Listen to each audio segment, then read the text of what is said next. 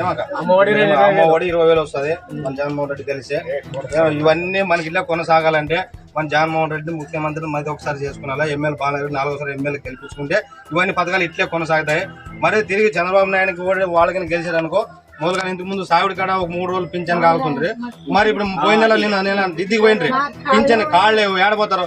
అదే మన జగన్మోహన్ రెడ్డి గెలిచాడు అనుకో, వాలంటీర్ నీకు పొద్దున్న 7 గంటలకల్లా నీకు పింఛన్ తెచ్చిస్తాడు, ఇంటికి వస్తుంది. ఇది ఒక మరి ఖచ్చితంగా ఇంకా ఎవరైనా కానీ ఇవన్నీ పక్కన కానీ చెప్పి ఫ్యాన్ గుర్తుకు ఓటేసి నీకు ఎవరైనా ఉన్నా కానీ చెప్పి ఏపీ మరి ఖచ్చితంగా మన ఎమ్మెల్యే ఒకసారి 4వసారి ఎమ్మెల్యే బాలనారాయణ మనం గెలిపియాల. గుర్తుకేసావు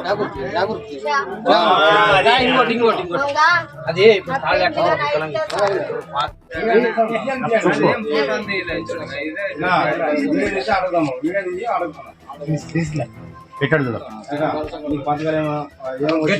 గట్టిగా చెప్పు. జాగ్రత్త వచ్చింది, జాగ్రత్త పింఛన్ నీకు ఇంకా రైతు భరోసా పడుతుంది, రైతు భరోసా పడుతుంది కదా. మరి ఇవన్నీ చేయుత పడుతుంది 18 నెలల లేదా?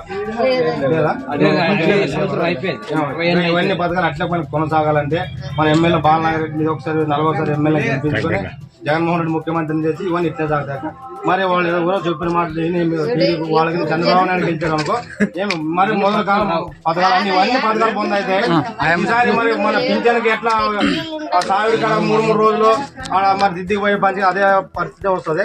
మరి ఇది ఒకసారి మనం జగన్మోహన్ రెడ్డి ముఖ్యమంత్రి చేసుకున్నాం అనుకో, నీకు 4,000 ఇంటికి పొద్దున్నే 7 గంటలకి వాలంటీర్ పింఛన్ తెచ్చిస్తాడు.